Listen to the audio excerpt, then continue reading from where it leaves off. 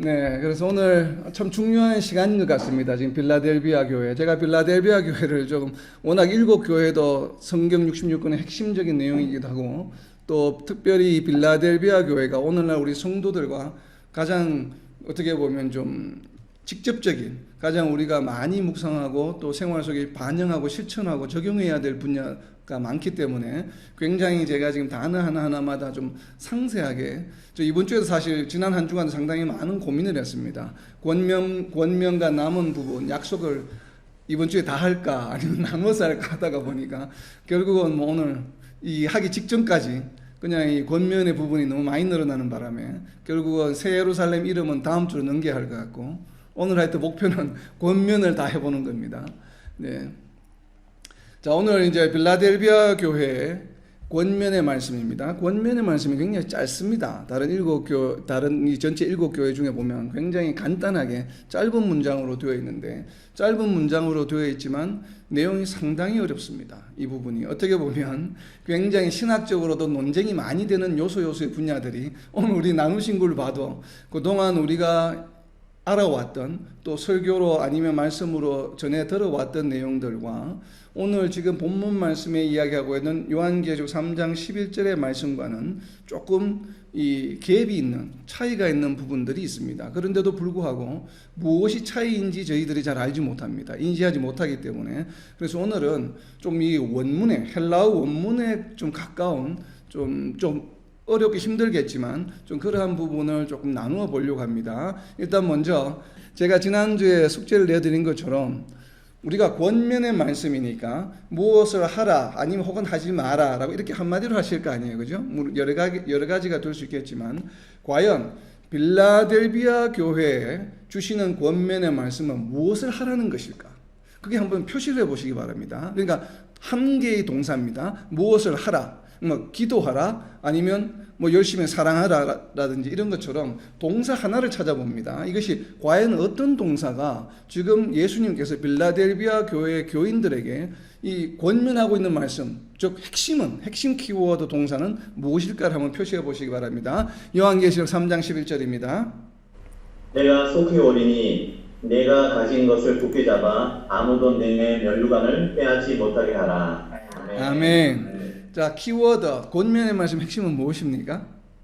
아무도 빼앗지 못하게 하라.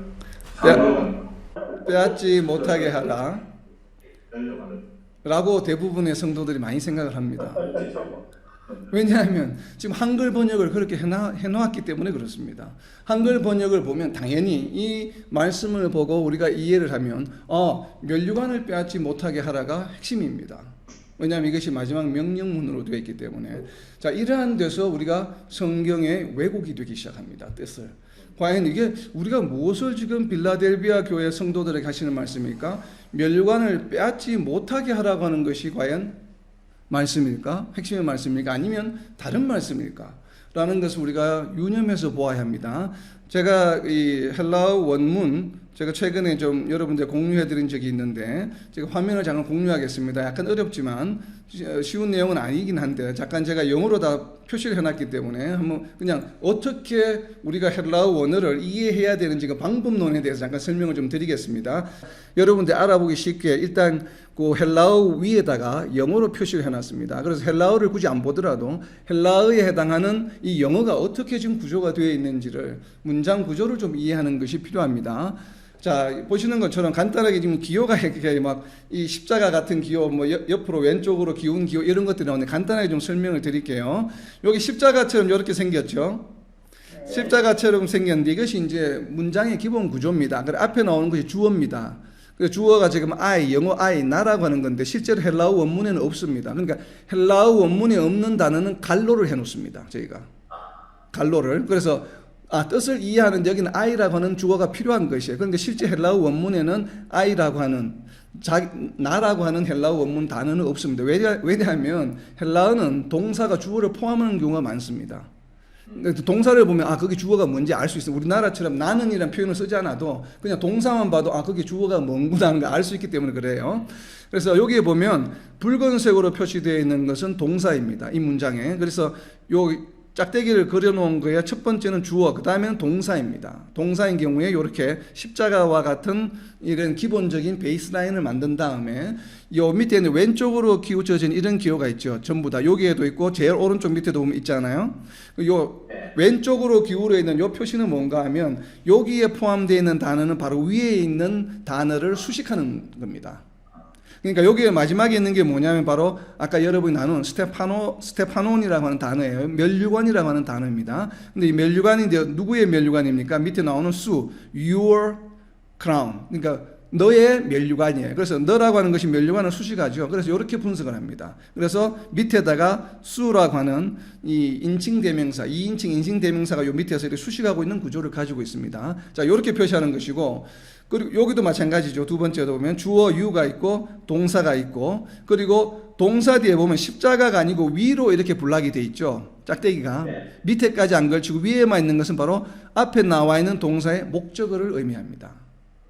그러니까 한 문장이죠. 주어, 동사, 목적어 이렇게 되어 있는 겁니다. 그런데 목적어에 지금 제가 꼬표를 해놨죠. 갈로를 해놨죠. 그러니까 이 원래 기본적인 문장의 목적어는 없습니다. 헬라어 원문에는. 근데 이 목적어 대신에 무엇이 있냐면 이 목적어 대신 역할을 하는 것이 점선으로 연결되어 있습니다. 그러니까 이 위에 있는 십자가가 있는 이런 또 하나의 문장이 나오죠. 주어, 동사, 목적어가 나오죠. 위에 보면. 이 목적, 이 전체 문장이 바로 밑에 있는 문장의 목적어 역할을 하는 것입니다. 이해가 되었습니까? 구조가. 그렇기 때문에 여기에 점선으로 해놓은 거예요. 실제로 여기에 명사라든지 목적어는 없지만, 그러나 이 목적의 역할을 위에 있는 한 문장이, 주어, 동사, 목적어로 되는 한 문장이 밑에 있는 문장의 목적어 역할을 하는 것이에요. 우리가 이런 것을 관계 대명사라고 이야기를 합니다. 그죠? relative noun. 그래서 관계 대명사 역할을 하는데, 자, 이 문장을 보시면 지금 방금 우리가 나눈 3장 11절에 있는 문장의 핵심 문장은 무엇인가 하면 바로 이 중간에 있는 것입니다. you, krate, 그리고 목적어가 없죠. 목적어가 바로 무엇인가 하면 위에 있는 ekes, 네가 가지고 있는 것입니다. 그러니까 네가 가지고 있는 것이 목적어입니다. 이 krate라고 하는 것은 keep hold, 지키라라고 하는 말입니다. 지키는데 무엇을 지킵니까? 네가 가지고 있는 것을 지키라라고 하는 것이에요. 그래서 요한계시록 3장 11절의 권면의 핵심의 말씀은 네가 가진 것을 굳게 잡으라, 굳게 잡으랍니다. 굳게 잡으라가 권면의 핵심입니다. 이게 멸류관을 빼앗기지 말라고 하는 것이 아니라, 자, 여기 오른쪽 밑에 보면 이 메데이스라고 하는 영어로 하면 nobody입니다. 아무도 뭐뭐 하지 않는다는 얘기거든요. 아무도 라베이, 테이크, 빼앗기지 않도록 하라. 무엇을 하면 여기 보면 이제 스테파논 해서 너의 멸류관을 아무에게도 빼앗기지 않도록, 여기에 보면 접속사가 나와 있죠. 그러니까 아까 왼쪽으로 이렇게 되어 있는 것을 위에 있는 것을 수식하는 것이지만 오른쪽으로 이렇게 기울어 있는 이 사선은 무엇인가 하면 주로 동사를 수식하는 것들입니다. 그래서 주로 이제 우리가 소위 말하는 부정사라든지 분사라든지 동사를 수식하는 부사적 용법이에요. 그래서 제가 여기 써놨죠. adverbial, 부사적 목적격 접속사다. 그래서 거기에 지금 여러분들 우리가 흔히 지금 핵심 키워드라고 생각하고 있는 멸류관을 빼앗기지 말라라고 하는 것은 메인 문장이 아닙니다. 이 문장은 무슨 문장인가 하면 가지라고 하는 동사를 수식하는 종속절입니다. 그러니까 이 지금 아무에게도 네가 가진 이 멸류관을 너의 멸류관을 빼앗기지 않도록 하기 위해서, 이 희나라고 하는 이 희나라고 하는 접속사는 무엇인가 하면 무엇 하기 위하여. 그래서 여기 보면 adverbial purpose, 목적격입니다. 무엇 하기 위해서 네가 굳게 잡으라라고 하는 것이에요. 그러니까 이것은 지금 부사적 용법을 가지고 있는 종속절에 있는 내용이기 때문에 핵심적인 명령어가 아닙니다. 그래서 멸류관을 빼앗기지 않도록 하기 위해서 네가 가진 것을 굳게 잡으라라고 하는 것이 올바른 해석입니다. 지금 개역 개정에는 지금 우리가 멸류관을 빼앗기지 못하게 하라고 했는데, 제가 지금 헬라어 원문 구조를 반영을 해서 밑에 제가 그냥 번역한 것입니다. 한번 읽어볼게요. 내가 속히 오리니 아무도 너의 멸류관을 빼앗아 가지 못하도록 네가 가지고 있는 것을 굳게 붙들어라 라고 하는 것이 올바른 해석입니다. 그러니까 헬라어 원어를 번역, 그러니까 뜻이 완전히 다르죠. 전체적 내용은 비슷하게 보이지만 권면하는 내용은 멸류관을 빼앗기지 말라가 핵심이 아니라 무엇이 핵심입니까? 네가 가지고 있는 것을 굳게 붙들어라라고 하는 것이 권면의 핵심의 말씀입니다. 자, 이것을 이제 참고를 하고 나중에 여러분들 상세하게 한번 다시 보시기 바랍니다. 자, 이제 본문으로 돌아옵니다. 자, 핵심이 되는 권면의 말씀은 바로 무엇입니까? 네가 가진 것을 굳게 잡으라라고 하는 것입니다. 자, 이제는 우리가 이 문장에 속해 있는 앞에서부터 순서대로 좀 키워드들, 우리가 많이 논란이 되는, 논쟁거리가 되는 키워드들을 한 가지씩 좀 살펴보려고 합니다. 첫 번째는 속히 올인입니다. 이 속히 올인에 대해서는 상당히 이 주장하는 바가 논쟁이 오랜 기간 동안 많이 되어 온 부분입니다. 내가 속히 올인이라고 하면 속히 온다고 하는 것은 언제 오신다는 얘기입니까? As soon as possible. quickly. 속히 오신다는 걸 영어로 표현하면 quickly come이죠. 근데 이게 last day 라고 이제 대부분의 성도들이 생각할 수밖에 없습니다. 모든 성도들이. 우리가 많이 그렇게 들어왔고 또 그것이 맞는 얘기죠. 그래서 속히 오신다고 하는 표현은 예수님께서도 복음서에서도 하셨는데 속히 오신다고 하는 표현은 예수님의 재림을 의미한다라고 많은 분들이 우리가 해석을 합니다. 또 거기에 공감이 갑니다. 저도 그렇게 생각합니다. 그렇지만 과연 그 의미만 가지고 있을까? 라고 하는 것을 우리가 좀 살펴볼 필요가 있습니다. 자, 알란 존슨이라고 하는 신학자는 이렇게 설명을 합니다. 심판의 의미보다는 두아디라 교회에 하신 권면의 말씀과 같이 언약의 관점에서의 재림을 의미한다. 자, 예수님이 다시 오신다라고 하는 종말론적 의미에 속히 오신다라고 하는 것을 해석했습니다만 종말론적 의미에도 보면 두 가지 의미가 있죠. 하나는 심판의 의미가 있고 하나는 또 이 지금 두아디라 교회에 말씀하신 것처럼 요한계시록 2장 25절에도 보면 내가 올 때까지 굳게 붙들라라고 하는 권면의 말씀이 있습니다. 바로 그 권면의 말씀처럼 여기에서는 이런 심판에 대한 어떤 그 징벌의 의미보다는 면류관을 주시는 또 구원의 영생의 길로 가게 하시는 좀 이러한 이 상급적인 보상적인 측면에서의 종말론적 의미가 있습니다. 그래서 특별히 이 알란 존슨한 분은 이런 어떤 심판적인 의미보다는 권면의 말씀으로 우리가 좀 면류관을 얻는 그러한 의미로 해석을 했습니다. 제가 지금 면류관을 얻는다고 표현하는데 이것은 나중에 제가 다시 설명을 드리겠습니다. 우리가 자꾸 면류관을 얻는다고 하는데 그것도 어떻게 보면 한 면에서는 좀 잘못된 표현입니다. 제가 지금 여러분들 이해를 돕기 위해서 그냥 나중에 자세하게 설명하겠지만 일단은 면류관을 얻는다고 표현을 합니다. 왜 그런지는 제가 좀 이따 면류관 때 설명을 드리겠습니다. 그리고 알란 존슨은 이렇게 이제 그 상급에 관한 영생을 얻는 것에 관한 관점에서 바라보았고 그리고 로버트 물홀랜드라고 하는 신학자는 이렇게 해석을 했습니다. 이분은 이 속히 오리라고 하는 표현이 성경에 여러 군데 사용되고 있는데 특별히 요한계시록에서 사용하고 있는 성경 구절들을 전부 정리를 했습니다. 요한계시록에는 크게 네 군데에서 그러니까 한글 번역이 아니라 헬라어 원어가 동일한 구절이 사용되고 있는 데가 지금 네 군데에 사용되고 있습니다. 첫 번째는 버가모 교회도 보면 버가모 교회에 해당하는 말씀인 요한계시록 2장 16절에도 속히 오리니라고 하는 이 헬라어 원어 동일한 구절이 있고 그리고 대표적으로는 여러분 요한계시록을 마지막으로 뒤로 넘겨서 22장입니다. 성경의 마지막 장인 요한계시록 22장에 보면 세 군데에 걸쳐서 나옵니다. 그래서 요한계시록 22장 7절입니다. 보라 내가 속히 오리니 이 두루마리의 예언의 말씀을 지키는 자는 복이 있으리라 하더라. 그리고 뒤에 있는 12절입니다. 보라 내가 속히 오리니 내가 줄 상이 네게 있어 각 사람에게 그가 행한 대로 갚아주리라.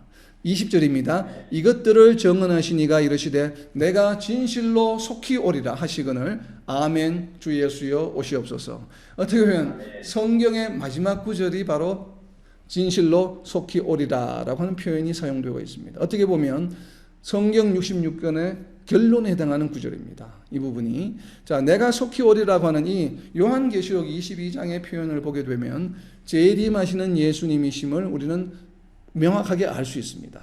그런데 요한계시록 22장 7절에 보면 속히 오리니라고 말씀하시는데 속히 오리니라고 하는 말씀은 이 요한계시록 22장 7절에 보면 22장 7절에서 나와 있는 이 말씀은 속히 오리니의 무게중심이 있습니까? 아니면 두루마리의 예언의 말씀을 지키라라고 하는데 무게중심이 있습니까? 무슨 말이에요? 지키라고 하는 데 있죠.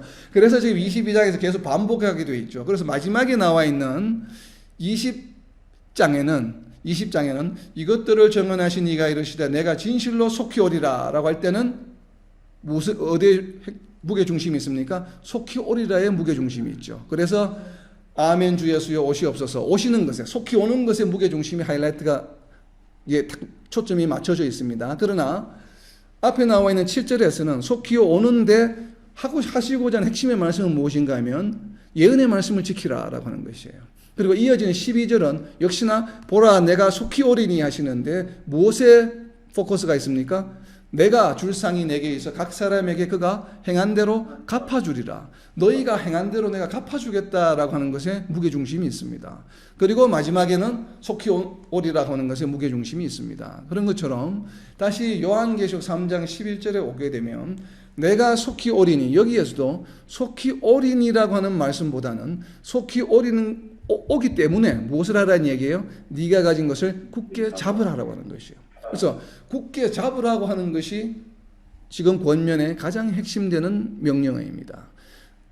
그래서 여기서 내가 속히 오리라고 하는 것은 분명히 방금 우리가 살펴본 것처럼 예수님의 재림을 의미하기도 하지만 거기에 백그라운드가 되고 기초가 되는 내용은 무엇인가 하면 이 땅에서의 성도의 삶 가운데 무언가를 하기를 원하시는 그러한 하나님의 예수님의 소망과 명령이 포함되어 있다고 하는 것이죠. 속히 오리라고 하는 것이 단순히 그냥 내가 빨리 올게 하는 이 말씀이 아니라 속히 오는데 내가 속히 오기 때문에 그 다음에 너희가 뭔가 해야 될 게 있으라고 하는 말씀이에요. 그렇기 때문에 이 속히 오리라고 하는 표현을 단순히 예수님의 재림의 시간에만 맞추게 되면 예수님의 재림 때 내가 무언가를 해야 되고 예수님이 재림하실 때 무언가가 우리에게 일어나는 것으로만 해석해서는 좀 원래의 이 취지의 말씀하고는 좀 거리가 있을 수밖에 없다는 것입니다. 완벽하게 원래의 취지의 그 인텐션을 100% 반영했다라고는 저는 해석이 되지 않습니다. 물론 예수님의 재림에 관한 내용이긴 하지만 그러나 그것과 더불어서 우리가 그 이면의 행간의 의미를 좀 더 파악하는 것이 필요로 합니다. 그래서 아마 그러한 관점에서 해석했는지는 모르겠지만 G.K. 빌레와 데이비드 캠프벨이 공저를 한 주석서가 있습니다. 레블레이션이. G.K. 빌레는 자기 혼자서도 주석을 했지만 이 캠프벨이라고 하는 분과 공저를 한 게 있습니다. 2015년도에 나온 주석서에 보면 이 속히 오리니를 어떻게 해석했느냐 하면 이렇게 해석을 했습니다. 재림을 의미하기보다는 빌라델비아 성도들이 처해 있는 어려운 상황들을 잘 견뎌낼 수 있도록 성령께서 함께 하실 것에 대한 표현이다라고 이렇게 해석을 했습니다. 그러니까 예수님의 재림이다. 속히 오신다고 하는 것이 예수님의 재림을 의미하는 것이 아니라 성령께서 너희와 함께 역사할 것이다. 너희가 지금 굉장히 어렵고 힘든 상황 가운데서도 작은 능력으로 믿음을 실천하고 또 여러 가지 핍박 가운데서도 믿음을 잃지 않고 예수님의 이름을 배반하지 않고 잘 지금 신앙생활을 성화의 삶을 하고 있는데 거기에 너희가 그냥 너희 혼자서만 하도록 내버려 두시는 것이 아니라 성령께서 너희에게 오셔서 너희와 함께 너희가 그런 일을 할 수 있도록 너희를 인도해 주시고 말씀도 가르쳐 주시고 성령께서 너희와 함께 역사하신다. 성령 강림의 의미가 속히 오리니에 있다라고 이렇게 해석을 했습니다. 저는 이 부분의 해석에 상당히 공감이 갑니다. 제가 늘 예언서라든지 요한계시록이나 이런 또 복음서에 나와 있는 예수님이 말씀하신 좀 이런 예언적인 성경 구절들은 제가 항상 두 가지 측면에서 두 시간대를 가지고 우리가 항상 해석을 해야 된다고 그랬죠. 하나는 종말론적 관점에서의 예수님의 재림과 심판 때의 어떤 그런 관점에서 그 시점에 맞추어서 우리가 해석하고 이해하는 것이 필요하고 또 다른 한 가지는 현재 우리의 삶에 바로 적용하는 현재 관점에서도 그 의미를 우리가 적용하고 되새기는 것이 반드시 필요합니다. 이런 종말론적 이런 표현들은 그렇기 때문에 지금 우리 현재 속히 오리니라고 하는 것은 예수님의 재림 플러스 우리는 무엇으로 또 이해하는 것이 필요한가 하면 바로 성령님의 역사하심 우리의 삶 가운데 우리를 혼자 내버려 두시지 아니하시고 성령께서 우리와 함께 하신다고 하는 것에 저는 상당히 공감이 갑니다. 저희가 지난번에 나누었지만 왜 그러냐면 성령님과 예수님은 따로 계시는 것이 아니에요. 성령님이 계신 곳에 항상 누가 함께 계십니까? 예수님이 계셔요. 예수님이 계신 곳에 또 성령님이 계신 곳에 누가 항상 함께 하십니까? 하나님 아버지가 항상 함께 하셔요. 그렇기 때문에 우리가 지금 우리 이 시대에 예수님이 공생의 생활을 공생애를 하셨던 2000년 전에는 예수님이 우리 눈앞에 보이고 우리와 함께 하셨지만 그때에도 예수님만 함께 하신 것이 아니라 예수님 안에 누가 계셨습니까? 아버지가 계셨죠. 그래서 예수님이 하신 말씀이 본인이 하신 말씀이 아니라고 말씀한 내 안에 계신 아버지가 모든 것이 하신 말씀입니다. 그리고 또 예수님의 세례를 받으실 때에 어떤 일이 있었습니까? 하늘에서 음성이 들리면서 너는 내 사랑하는 아들이다 라고 말씀하시면서 성령 강림의 역사가 있었습니다. 베드로같이 임하는. 그러니까 예수님이 항상 사역을 하셨던 공생애를 하셨던 그곳에 그 현장 말씀하실 때나 기적을 행하실 때는 누가 함께 하셨습니까? 성령님이 함께 하셨고 하나님이 함께 하셨습니다. 그런데 우리 눈에 보였던 것은 누구만 보였습니까? 바로 예수님만 보였죠. 그런데 예수님이 죽으시고 부활하시고 성천하신 이후에 우리에게 무엇을 보내주셨습니까? 성령님을 보내주셨죠. 성령님은 영이시기 때문에 우리 눈에 지금 보이지는 않습니다만 성령님이 지금 우리와 함께 하십니까? 하시지 않습니까? 하시죠. 성령님이 우리와 함께 하신다는 것을 다르게 표현하면 예수님이 우리 안에 계시다는 것이요. 또 하나님이 우리와 함께 하신다고 하는 것입니다. 그렇기 때문에 이 속히 어린이라고 하는 것은 예수님이 성천하시면서 성령이 우리에게 오시는 것도 역시나 예수님이 우리에게 오시는 것과 같은 것입니까? 다른 것입니까? 같은 것이죠. 성령이 오셨다고 하는 것은 예수님도 함께 오셨다는 것이에요. 자, 그런 우리가 현 삶에 우리와 함께하는 이 현 삶의 시각에서 바라볼 때 속히 어린이는 바로 성령 강림의 역사입니다. 그러면 성령이 언제 우리에게 강림하십니까? 언제 강림하십니까? 지금 지금이 아니라 각자 개인마다 다 다르죠. 다 다르죠. 왜냐하면 성령은 언제 주십니까? 사도행전에 보면 우리가 예수님을 믿고 신앙을 고백하고 세례를 받을 때 성령을 선물로 주신다라고 하신 표현이 있습니다. 자, 성령을 주신다는 표현을 다르게 표현하면 무엇입니까? 너희가 예수님을 믿고 세례를 받고 신앙 고백을 하고 세례를 받을 때 예수님이 우리의 삶에 어떻게 하십니까? 속히 오시는 것입니다. 이 속히 오신다라고 하는 표현은 이 땅에 우리 혼자 내버려 두시지 않는다는 것이에요. 우리가 예수님을 믿기 전에는 우리 혼자 내버려 줬습니다. 뭐 내버렸다는 표현이 좀 그렇지만 예수님과 함께 하지 않고 사탄과 마귀의 영역에 속해서 그들의 휘둘림을 받는 삶을 살았습니다. 그러나 예수님을 믿는 그 순간에 누가 오십니까? 우리에게 성령이 오시고 성령과 더불어 예수님도 오시고 예수님과 더불어 하나님도 함께 하시고 그래서 우리의 삶이 완전히 죄악에 물들어서 사탄의 휘둘림을 받는 삶에서 이제는 누구의 보호를 받습니까? 하나님의 보호를 받고 성령의 인도하심을 받고 예수님의 말씀에 의해서 인도함을 받는 그러한 삶으로 완전히 바뀌는 것입니다. 그렇기 때문에 우리가 어떤 핍박이나 어떤 어려움이 있다 할지라도 말씀의 지혜와 성령의 인도하심과 또 하나님의 뜻에 따라서 우리가 사탄과 마귀의 휘둘림에 휘둘리면서 우리가 믿음을 잃겠습니까? 잃지 않겠습니까? 잃지 않겠습니다. 잃지 않겠죠. 로마서에서 이야기하고 있잖아요. 어떤 피조물이라도 나를 향한 하나님의 사랑을 끊을 수 없느니라. 이것이 우리의 신분이에요. 이것이 바로 예수님이 우리에게 속히 지금 오셨기 때문에 가능한 이야기입니다. 성령께서 우리와 함께 하신다고 하는 거예요. 하나님이 우리와 함께 하시기 때문에 그 어느 누구도 하나님의 사랑에서 우리를 끊어낼 수가 없는 존재가 되었다고 하는 것입니다. 그래서 이 속히 어린이라고 하는 표현은 첫째는 종말론적 의미, 예수님의 재림을 의미함과 동시에 이제는 나 혼자의 삶이 아니요 예수님과 성령님과 하나님이 삼위일체 하나님께서 우리의 삶에 함께 하시겠다고 하는 바로 약속의 말씀입니다. 그런데 이 약속은 언제 이루어집니까? 우리의 신앙 고백을 통해서 세례를 받을 때 이루어진다라고 하는 것이에요. 저는 이렇게 해석을 하고 싶습니다. 그리고 속히 어린이와 좀 비교되는 표현이 있습니다. 비교되는 표현이 어디에 나오냐면 요한계시록 3장 3절에 있습니다. 요한계시록 3장 3절에 보면 그러므로 네가 어떻게 받았으며 어떻게 들었는지 생각하고 지켜 회개하라. 만일 깨지 아니하면 내가 도둑같이 이르리니 어느 때에 네게 이르는지 내가 알지 못하리라. 자, 여기는 속히 온다는 표현을 하지 않고 도둑같이 이른다고 하는 표현입니다. 그러면 이것이 같은 얘기처럼 보입니까? 다른 얘기처럼 보입니까?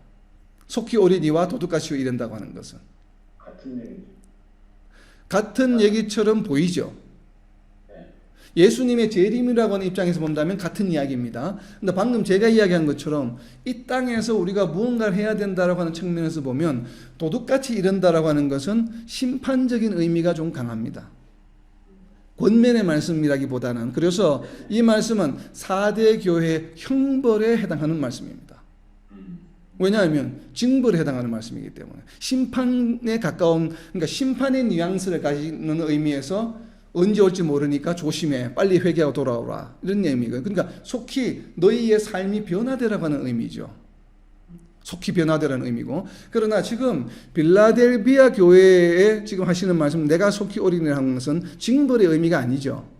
징벌의 의미가 아니라 무엇입니까? 너희가 지금 잘하고 있는데 비록 너희가 지금 어렵고 힘들고 핍박을 많이 받고 있지만 그래도 내가 빨리 올 테니까 너희가 지금 포기하지 말고 지금 하고 있는 것처럼 계속 그렇게 잘 해 나가라라고 하는, 어떻게 보면 위로의 말씀이고 또 권면의 말씀이죠. 그러니까 형벌과 연관된 백그라운드를 가진 말씀이 아니죠. 속히 오리니라고 하는 표현은, 속히 오리니라고 하는 것은 바로 위로와 내가 너희와 함께 하겠다고 하는, 도와주겠다라고 하는 그런 권면의 말씀의 백그라운드를 가진 말씀이고, 4대 교회에 있는 도둑같이 이 말이라고 하는 백그라운드는 뭐냐 하면 심판입니다. 징벌이 곧 임할 것이다 라고 하는 형벌에 관한 내용입니다. 이러한 뉘앙스의 차이가 좀 있습니다.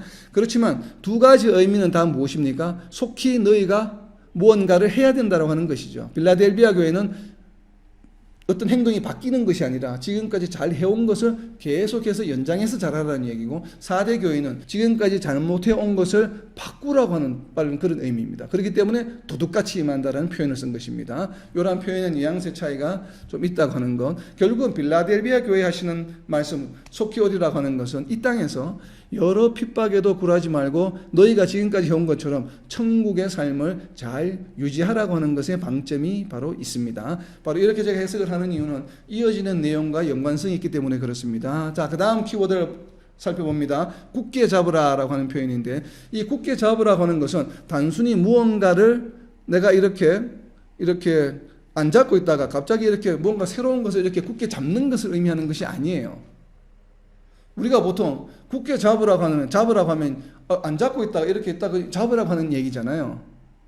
그런데 지금 문맥상 어떤 내용입니까? 빌라델비아 교회 성도들이 지금까지 무언가를 안 하고 있다가 이렇게 새롭게 하는 게 아니죠. 아니죠. 그러니까 없던 것을 새로 잡는다는 개념이 아니에요. 굳게 잡으라고 하는 것을 우리가 그것을 간과하면서 이렇게 해석하기가 쉬운데, 여기에 쓰여 있는 헬라어 원어는 크라테이라고 하는 단어인데 바로 크라테오라고 하는 동사의 명령어입니다. 이 크라테이라고 하는 것은 이미 잡고 있는 것을 놓지 말고 계속 단단하게 붙들으라고 하는 이야기입니다. 그러니까 이미 가지고 있는 것이에요. 이미 가지고 있는 것을 놓치지 말라고 하는 것입니다. 그래서 영어 번역에는 keep hold, 그러니까 홀딩하는 것을 계속 유지하라라고 하는 얘기입니다. 그러니까 이게 새롭게 굳게 잡으라는 것과 잡고 있는 것을 놓치지 말라고 하는 것은 의미가 다르죠. 그래서 지금 빌라델비아 교회 말씀하고 있는 굳게 잡으라라고 하는 것은 바로 현재 빌라델비아 교인들이 이미 가지고 있는 것을 굳게 잡으라고 하는 것입니다. 그래서 그 다음 키워드가, 앞에 나와 있는 키워드가 바로 네가 가진 것입니다. 자, 그렇다면 이제 굳게 잡으라고 하는 것이 바로 권면의 핵심의 말씀인데, 그 목적어가 무엇인가 하면 네가 가지고 있는 것이에요. 그럼 과연 지금 빌라델비아 성도들이 가지고 있는 것은 무엇입니까? 우리가 이것을 알아야 하잖아요. 무엇을 가지고 있나요? 받은 능력이다.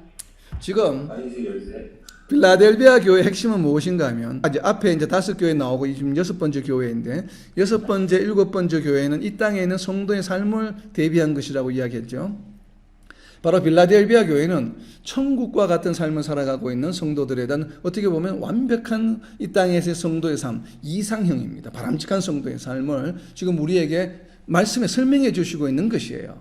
그래서 이 7교회는 성도들이 이 땅에서 어떻게 살아가야 할지에 대한 권면의 말씀입니다. 그렇기 때문에 이 특별히 빌라델비아 교회는 성도의 성화의 삶을 어떻게 살아가야 되는지를 지금 보여주시는 것이죠. 그래서 네가 가진 것은 라고 하는 것은 바로 앞에 나와 있는 말씀들이기도 하지만 적은 능력이 아니라 적은 능력으로 한 일들을 말하죠.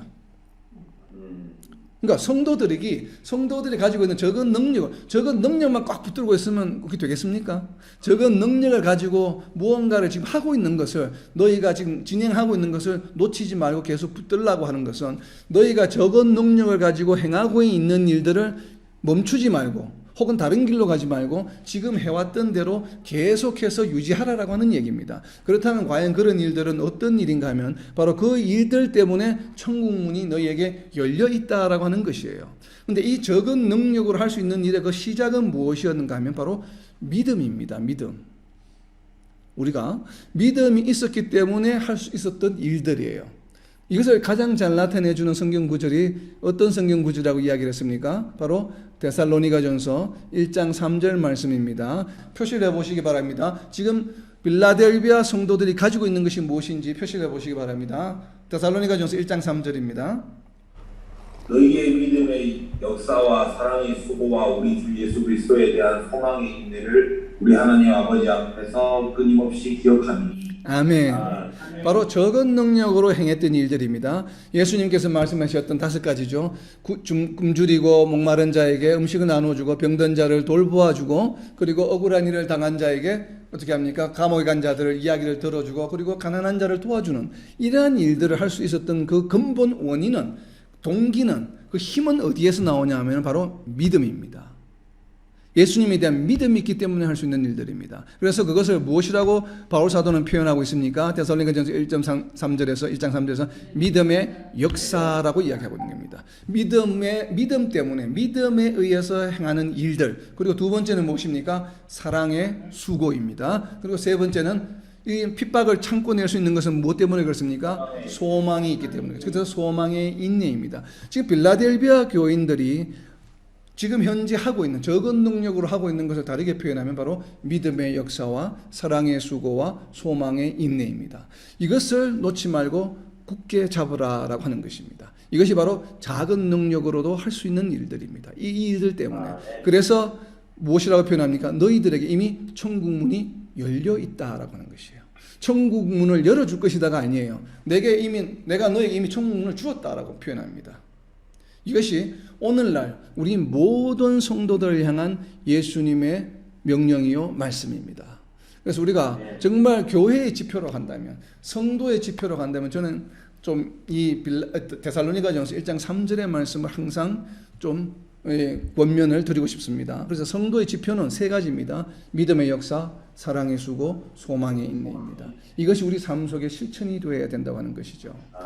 그렇게 해야 하는 이유가 바로 무엇인가 하면 우리가 멸류관을 소유하고 있기 때문입니다. 제가 지금 뭐라고 이야기했습니까? 왜 우리는 이런 생활을 해야 됩니까? 무엇 때문에? 멸류관을 소유하고 있기 때문에 그래요. 자, 우리 많은 설교하시는 분들이 나누시는 말씀이 자꾸 멸류관을 받는다라고 이야기를 합니다. 그렇다면 우리가 나중에 부활했을 때 멸류관을 받는다라고 생각을 한다면 오늘 본문 말씀 요한계시록 3장 11절 말씀이 잘못된 것이죠. 왜 그렇습니까? 오늘 요한계시록 3장 11절 다시 한번 보세요. 뭐라고 되어 있습니까? 너의 멸류관을 빼앗기지 않도록 하라. 아직 받지도 않았는데 뭘 빼앗겨요? 내가 지금 소유하고 있지도 않은데 빼앗길 게 뭐 있습니까? 빼앗기는 것은 지금 누가 소유하고 있다는 얘기예요? 내가 지금 가지고 있는 거예요. 가지고 있기 때문에 누군가가 빼앗아 가지 못하도록 하라고 하는 것입니다. 아까 우리 헬라어 원문을 봤죠? No one, nobody, take. nobody가 아무도 take, 가져가지 못하게 하라. 누구를? 나의 멸류관을. 그럼 이 멸류관은 지금 누구에게 속한 것입니까? 내게 속한 멸류관을 다른 사람이 제3자가 못 가져가도록 하라는 얘기예요. 헬라어 원어의 표현은. 그렇다면 내가 지금 이 멸류관을 가지고 있습니까? 가지고 있지 않습니까? 자, 여러분, 나중에 우리가 부활해서 멸류관을 받는다고 한다면 이 요한계시록 3장 11절 말씀 해석을 바꾸어야 합니다. 너희가 멸류관을 받을 자격을 잃어버리지 않도록 하라라고 이야기해야 됩니다. 그죠? 그런데 뭐라고 표현합니까? 네 멸류관을 빼앗기지 않도록 하라라고 이야기해요. 빼앗기지 않도록 하라는 얘기는 이미 우리가 소유한 자입니다. 그렇기 때문에 야, 우리가 이 땅에서 얼마나 잘하느냐에 따라서 누구는 그런 설교를 많이 들었죠. 금면류관을 받고, 누구는 또 무슨 면류관을 받고, 누구는 무슨 면류관을 받고, 상급이 크고 적고 이런 표현이 있다고 하는데, 상급에 관한 논란은 여전히 많지만 최소한 면류관만큼은 좋은 면류관이 있고 나쁜 면류관이 있지 않습니다. 그렇기 때문에 제가 오늘 이제 좀 시간을 들여서 면류관에 대해서 좀 설명을 지금 드리려고 하는 것입니다. 자, 면류관을 지금 가장 잘 나타내어주는 표현은 여러분들이 나누어 주신 뭐 의의 면류관, 생명의 면류관 막 이렇게 표현을 하는데 그것은 이제 하나의 별칭처럼 부른 것이죠. 그러나 정말 면류관의 참 의미는 어디에 나타나 있냐면 데살로니가전서 2장 19절에 있습니다. 무엇인지 한번 표현해 보시기 바랍니다. 우리의 소망이나 기쁨이나 자랑의 면류관이 무엇이냐? 그가 강림하실 때 우리 주 예수 앞에 너희가 아니냐? 아멘. 무슨 면류관입니까? 자랑. 우리 자, 여기 한글도 보면 소망이나 기쁨이나 자랑의 면류관 하니까 마치 면류관이 소망의 면류관, 기쁨의 면류관, 자랑의 면류관처럼 보입니다. 그러나 헬라어 원어를 보면 그렇지 않습니다. 전부 or 혹은이라고 되어 있고 면류관을 수식하는 단어는 자랑입니다. 자랑의 면류관입니다. 자, 면류관은 자랑입니다. 이 자랑은 도대체 무슨 의미일까요? 이것이 면류관이 무엇인지를 설명해 주는 가장 어떻게 보면 제가 개인적으로 판단하기에는 이해하기에는 성경에서 가장 정확한 표현입니다. 자랑의 면류관이다. 자, 자랑은 무엇을 말할까요?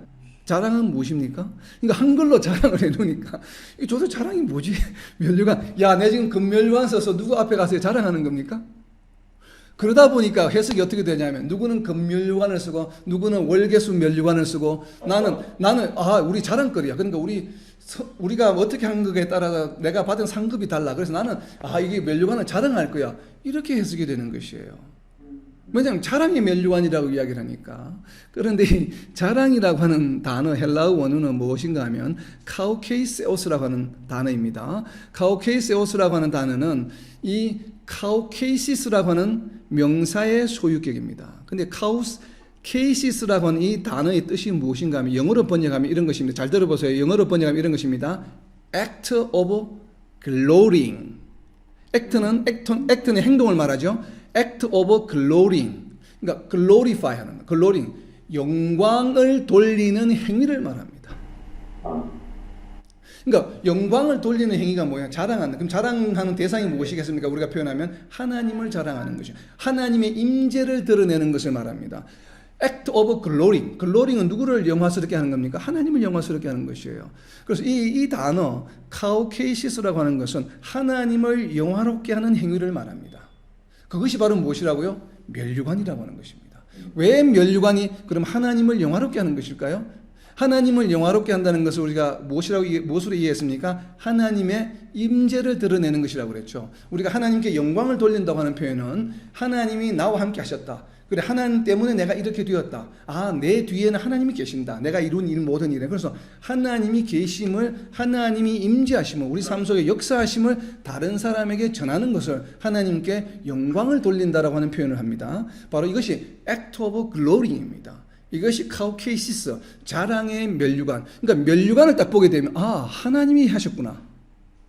면류관을 딱 보면 이 면류관이 무엇인가 하면 자랑의 면류관이에요. 하나님의 임재를 드러내는, 하나님께 영광을 돌리는 표식이 바로 뭐냐면 면류관입니다. 그래서 이것을 자랑의 면류관이다라고 했습니다.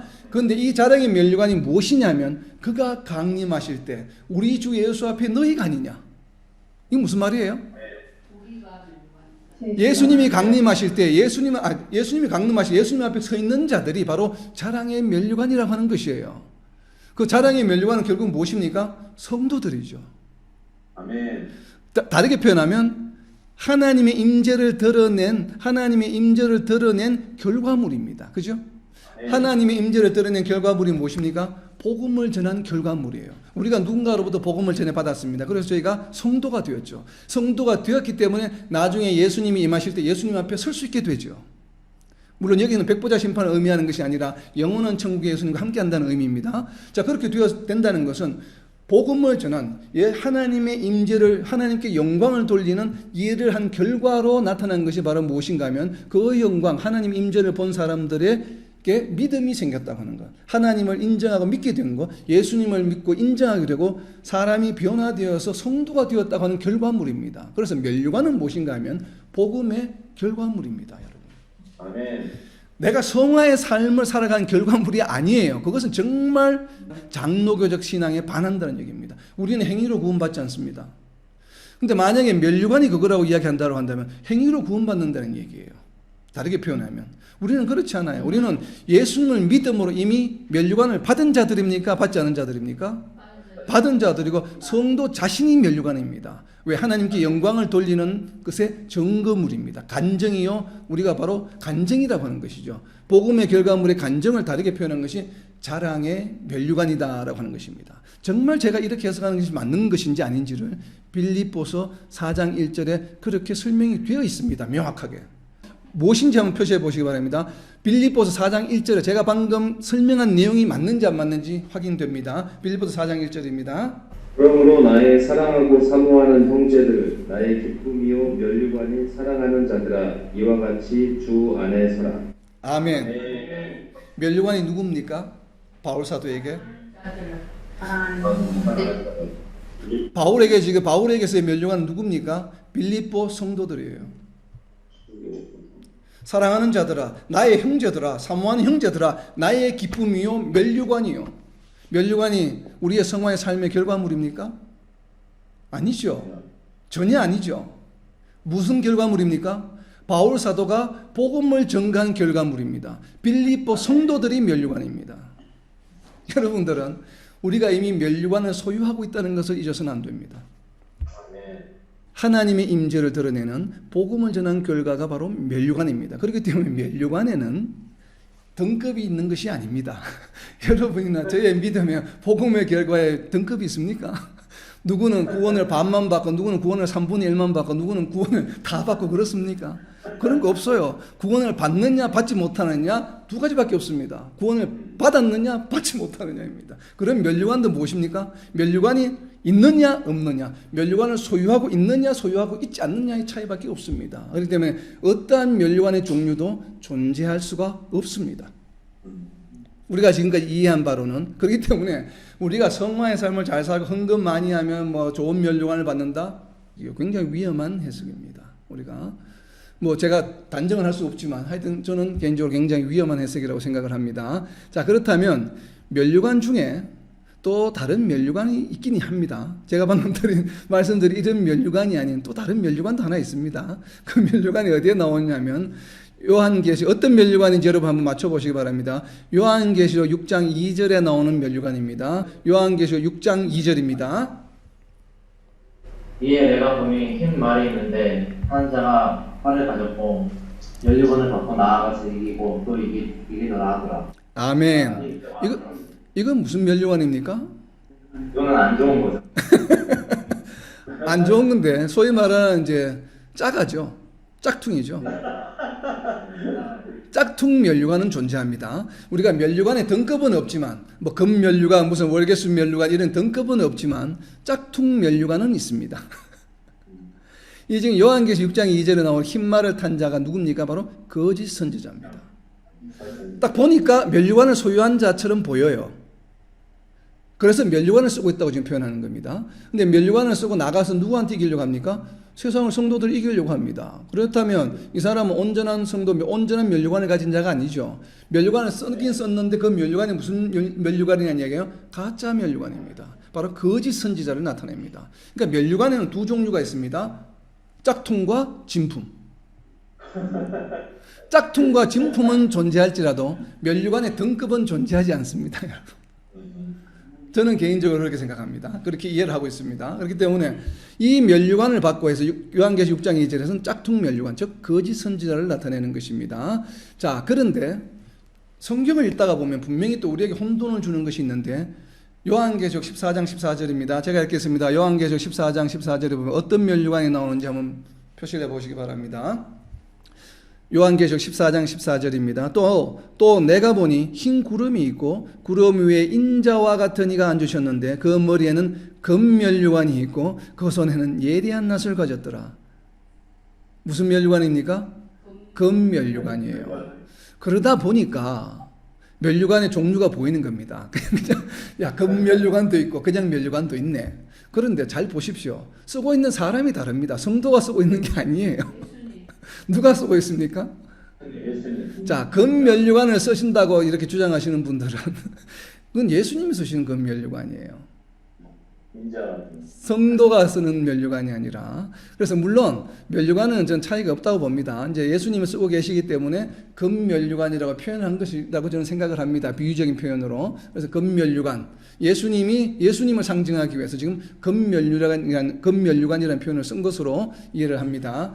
자, 그리고 이 면류관이 지금까지 저희가 이야기한 것과 과연 같은 얘기인지 아닌지를 알 수 있는 구약의 말씀도 있습니다. 지금 요한계시록과 신약의 말씀뿐만 아니라 어디에 있냐면 이사야서 28장 5절입니다. 면류관이 무엇인지 한번 표시해 보시기 바랍니다. 면류관은 무엇을 면류관이라고 이야기하는지. 이사야서 28장 5절입니다. 그날에 만군의 여호와께서 자기 백성의 남은 자에게 영화로운 면류관이 되시며 아름다운 화관이 되실 것이다. 아멘. 면류관이 무엇을 의미합니까? 그러니까 면류관을 지칭하는 수식어가 영화로운인데, 그러니까 영화로운 면류관이 무엇이 영화로운 면류관이라고 이야기를 합니까? 하나님이 면류관입니다. 자, 그렇다면 성도들의 성화의 삶을 통해서 하나님을 누구는 일부만 얻고 반만 얻고 하나님 완전하게 얻는 것이 말이 되겠습니까? 안 되겠습니까? 안 되죠. 면류관은 무엇을 면류관이라고 표현했습니까? 하나님이 나중에 너희가 예수님이 다시 오셨을 때 영생의 삶을 살러 들어갈 때 하나님이 바로 너희 영화의 면류관이 될 것이요 아름다운 화관이 될 것이다. 꽃과 같은 관이 될 것이다 라고 하는 표현을 씁니다. 자, 금면류관 나왔죠. 화관 나왔죠. 그러니까 자꾸 면류관 종류가 생기는 것이에요. 근데 표현이 다 다른 것입니다. 우리가 성도들이 가지는 면류관의 종류가 화관이요 금면류관이 그런 종류가 아니에요. 성경에서 비유적으로 표현하는 것입니다. 면류관, 하나님이 면류관이 될 것이다. 여러분, 하나님이 면류관이 되셨다는 얘기는 다르게 표현하면 무엇이에요? 하나님이 우리 머리에 지금 어떻게 되어 있다고요? 씌어져 있다는 얘기죠. 맞습니까? 네. 하나님이 지금 우리 머리에 지금 씌어져 있습니까? 네. 씌어져 있습니까? 안 보입니다. 안 보인다고요? 자, 요한계시록 예, 그러니까 요한계시록 14장 1절입니다. 요한계시록 14장 1절입니다. 우리 머리에 지금 하나님의 화관이 있는지 없는지 확인해 보세요. 또 내가 보니 보라 어린 양이 시온산에 섰고 그와 함께 14만 4천이 서 있는데 그들의 이마에는 어린 양의 이름과 그 아버지 이름을 쓴 것이 있더라. 아멘. 우리가 지금 하나님을 쓰고 있습니까? 쓰고 있지 않습니까? 쓰고 있습니다. 영광의 면류관을 받았습니까? 받지 않았습니까? 그렇습니다. 사랑의 아들 오브 야훼라고 이미 우리는 면류관을 가지고 있는 존재입니다. 근데 이 면류관을 언제 받습니까? 예수님을 믿고 신앙을 고백하고 세례를 받을 때, 성령이 우리에게 임하실 때, 속히 오실 때, 예수님도 속히 오시고 하나님도 우리와 함께 하시고 우리는 이미 존재가 어떤 존재입니까? 면류관을 쓴 존재입니다. 근데 이 면류관을 쓴 존재인데 이 면류관이 누구시다고요? 하나님의 면류관을 쓰고 있어요. 하나님은 어떤 분이십니까? 하나님은 어떤 분이세요? 이사야서 41장 21절입니다. 제가 좀 빨리 읽겠습니다. 여러분 빨리 좀 찾아서 쫓아오세요. 이사야서 41장 21절입니다. 나 여호와가 말하노니 너희 우상들은 소송하라. 야곱의 왕이 말하노니 너희는 확실한 증거를 보이라. 하나님이 어떤 분이시라고요? 야곱의 왕이다. 야곱의 왕을 우리 지금 머리에 쓰고 있습니다. 그럼 이게 무엇입니까? 바로 스테파노스, 왕관이죠. 왕관. 하나님이 왕이시기 때문에 그 하나님을 우리 이마에 사랑하는 아들 오브 야훼라고 지금 쓰고 있는 우리는 무엇을 쓰고 있습니까? 바로 왕관을 쓰고 있는 것이에요. 하나님이 왕이시기 때문에 하나님의 아들인 우리는 존재가 무엇입니까? 왕자죠. 왕족이죠. 왕족. 우리는 더 이상 사탄의 족속들이 아니라 누굽니까? 왕족입니다. 왕족. 중동의 왕족하고는 비교가 안 되는 하나님의 관을 쓰고 있는 왕족입니다. 여러분, 중동의 왕족만 봐도 와와 하죠, 여러분. 그것과 비교가 되지 않는 하나님의 아들, 사랑하는 아들 오브 야훼라고 하는 이 자랑의 면류관을 쓰고 있는 바로 왕족입니다. 왕족. 그래서 면류관은 어떤 행위로 얻어지는 것이 아닙니다. 어떻게 얻어지는 것이에요? 예수님을 믿음으로 신분의 변화에 의해서 얻어지는 것입니다. 우리가 면류관에 대한 생각, 이것을 정말 바꾸어야 합니다. 그래서 우리가 이런 왕관을 쓰고 있기 때문에 우리는 나중에 예수님이 다시 오실 때 무슨 노릇을 합니까? 로마서 5장 17절에 있습니다. 로마서 5장 17절입니다. 한 사람의 범죄를 인하여 사망이 그 한 사람으로 말미암아 왕노릇하였은즉 더욱 은혜와 의의 선물을 넘치게 받는 자들이 한 분 예수 그리스도로 말미암아 생명 안에서 왕노릇하리로다. 왜요? 왕족이기 때문에. 왕노릇해야죠. 우리가 하나님의 왕관을 쓰고 있기 때문에 왕노릇해야 되는 것입니다. 그래서 이것을 다르게 또 어떻게 표현하고 있냐면 야고보서 1장 12절입니다. 야고보서 1장 12절 말씀입니다. 시험을 참는 자는 복이 있나니 이는 시련을 견디어낸 자가 주께서 자기를 사랑하는 자들에게 약속하신 생명의 면류관을 얻을 것이기 때문이라. 하나님과 함께하는 삶이 무엇입니까? 영생의 삶이죠. 그렇기 때문에 하나님의 왕관을 쓰고 있다는 것은 이미 너에게 영생이 주어졌다라고 하는 것이에요. 그래서 자랑의 면류관을 다르게 표현한 별명이 무엇인가 하면 생명의 면류관이라고도 표현할 수 있는 것입니다. 왜냐하면 영생을 소유한 자다 이 말이에요. 면류관의 종류가 따로 있다는 것이 아니라 너의 신분이 뭔가 하면 영생을 소유한 자다 이 말이에요. 그러니까 면류관은 얻어질 것이 아니에요. 이미 너희가 영생을 소유한 자다라고 하는 것이에요. 생명의 면류관을 너희가 지금 소유한 자라고 하는 얘기입니다. 자, 디모데후서 4장 8절입니다. 디모데후서 4장 8절 말씀은 이제 후로는 나를 위하여 의의 면류관이 예비되었으므로 주 곧 의로우신 재판장이 그날에 내게 주실 것이며 내게만 아니라 주의 나타나심을 사모하는 모든 자에게도니라. 백보자 심판 앞에 섰을 때 의롭게 인정을 받을 것이다. 너희는 더 이상 가라지가 아니요 알곡이라고 하는, 너희는 불의한 자가 아니요 의인이라고 하는 판결이 이미 확정되어 있는, 판결이 예비되어 있는 자들이라고 하는 것이에요. 그런 의미에서의 의의 면류관입니다. 나중에 백보자 심판 앞에 섰을 때 너희가 의롭다고 여김을 받을 것이다. 그렇기 때문에 지금 너희가 무엇을 소유하고 있는 것이에요? 의를 소유하고 있는 것이다. 이미 소유하고 있기 때문에 그것을 다른 별칭으로 의의 면류관이다라고 이야기하는 것입니다. 결국은 면류관의 기본적인 의미는 무엇입니까? 자랑의 면류관, 하나님을 영화롭게 한 복음의 결과물이 바로 면류관입니다. 이 면류관의 별칭이 무엇입니까? 영생을 소유한 생명의 면류관. 나중에 백보자 심판 때 의롭게 판결을 받을 것을 미리 약속받은 의의 면류관이다라고 하는 것입니다. 결코 우리의 성화의 삶, 이 땅에서 살아가는 행위에 의해서, 헌금하는 액수에 의해서, 교회에 얼마나 열심히 봉사하느냐에 따라서 면류관의 종류가 바뀌지 않습니다, 여러분. 우리는 이미 어떤 존재입니까? 하나님의 이름을 이마에 새긴, 왕관으로 새긴 사랑하는 아들 오브 야훼라고 하는 그러한 존재가 이미 되었고, 그렇기 때문에 우리의 삶은 완전히 변화되어야 되는 것입니다. 이제는 더 이상 죄인의 삶이 아닌 왕족의 삶을 살아야 합니다. 왕족의 삶이 어떤 것입니까? 적은 능력으로, 왕족이니까 베풀죠. 가난한 자를 돌보죠. 왕족이잖아요. 왕이니까 돌봐야죠. 가진 게 많기 때문에. 배고픈 자들, 목마른 자를 도와줘야지. 왕족인데 왕족이 다른 데 가서 쿡을 하면 되겠습니까? 치사하게? 다른 사람하고 왕족이 다른 죄인하고 가서 같이 뭐 이기겠다 싸우면 되겠습니까? 안 되겠습니까? 왕족 체면이 있지. 왕족의 왕족, 중동의 왕족하고 비교가 안 되는 위대한 왕족입니다. 그렇기 때문에 우리는 사람들을 긍휼히 여길 수 있는 것입니다. 왜냐하면 왕족이기 때문에. 그렇지 못한, 왕족이지 못한 자들을 긍휼히 여기는 마음이 생기는 것입니다. 그래서 우리가 도와주고 이해해주고 용서해줄 수 있는 마음이 생기는 것입니다. 바로 이러한 왕족의 기쁨을 누리고 왕족이라고 하는 자부심을 가지고 정말 이 땅에서 적은 능력으로 예수님의 명령을 잘 실천하는 저와 여러분, 그리고 이 땅의 모든 하나님의 백성들이 되시기를 예수님의 이름으로 선포합니다. 왕족 만세입니다. 왕족 만세.